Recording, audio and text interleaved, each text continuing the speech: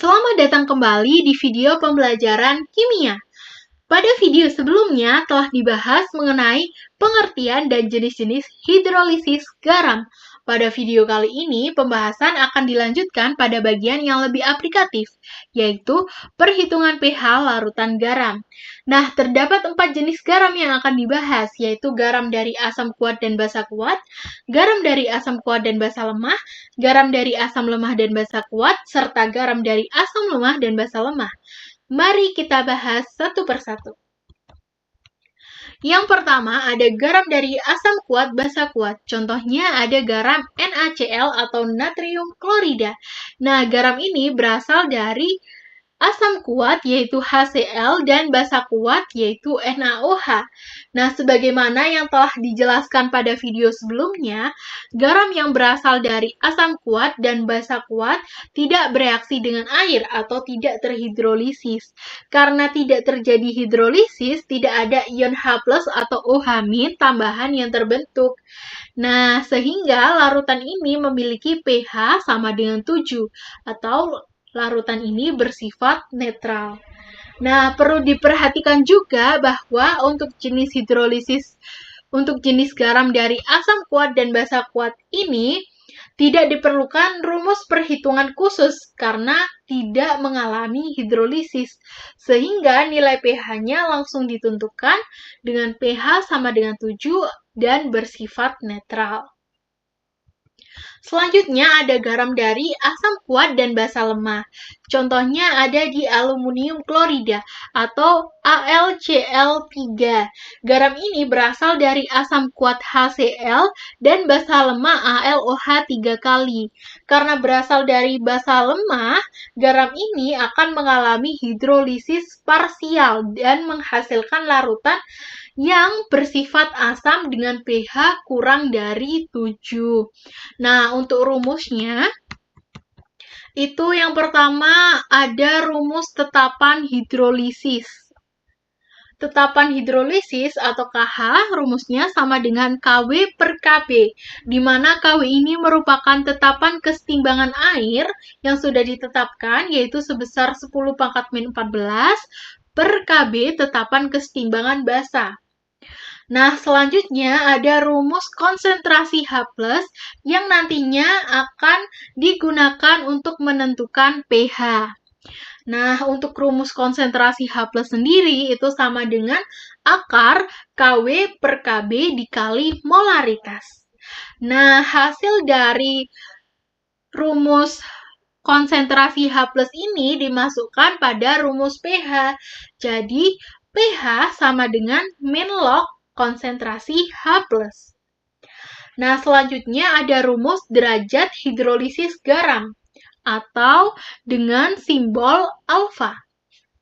Derajat hidrolisis garam sama dengan akar KW per KB dikali molaritas. Nah, garam yang berasal dari asam kuat dan basa lemah nantinya akan bersifat asam dan dijumpai pH kurang dari 7. Selanjutnya ada garam dari asam lemah dan basa kuat. Contohnya itu ada di natrium klorida atau NaF. Nah, garam ini berasal dari asam lemah HF dan basa kuat NaOH. Karena berasal dari asam lemah, garam ini akan mengalami hidrolisis parsial dan menghasilkan larutan yang bersifat basa dengan pH lebih dari 7. Nah, untuk rumusnya, ini ada KH atau tetapan hidrolisis sama dengan KW per Ka. KW ini tetapan kesetimbangan air, yaitu sebesar 10⁻14, sudah diketahui, per Ka, yaitu tetapan kesetimbangan asam. Nah, selanjutnya, yaitu rumus konsentrasi OH-nya. Jadi, untuk menentukan pH-nya, itu harus dicari konsentrasi OH-nya terlebih dahulu, lalu ke POH, setelah itu barulah ditemukan pH-nya. Nah, untuk rumus konsentrasi OH-nya sendiri itu sama dengan akar KW per KA dikali molaritas. Nah, hasil dari konsentrasi OH- ini dimasukkan dalam rumus POH. POH sama dengan min log OH-. Nah, hasil dari nilai POH dimasukkan ke dalam pH sehingga pH sama dengan 14 min POH.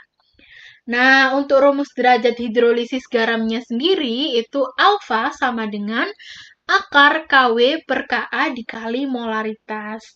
Garam yang berasal dari asam lemah dan basa kuat akan bersifat basa dengan menghasilkan pH lebih dari 7.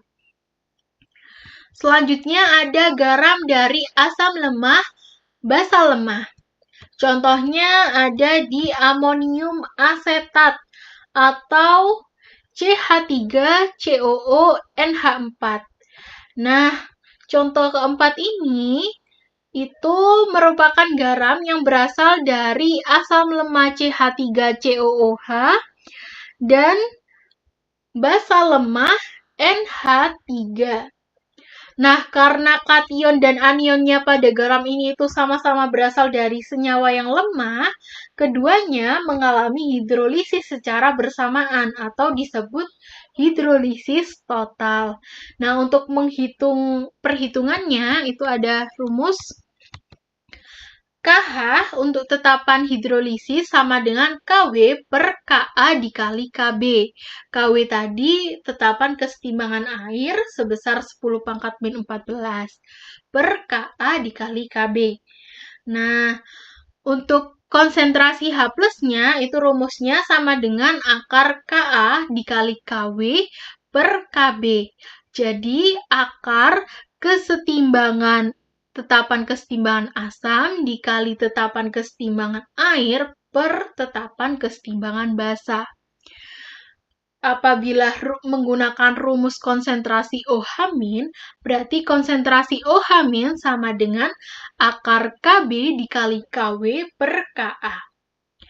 Nah, dari penentuan konsentrasi H+ nantinya dimasukkan ke dalam rumus pH sama dengan min log H+.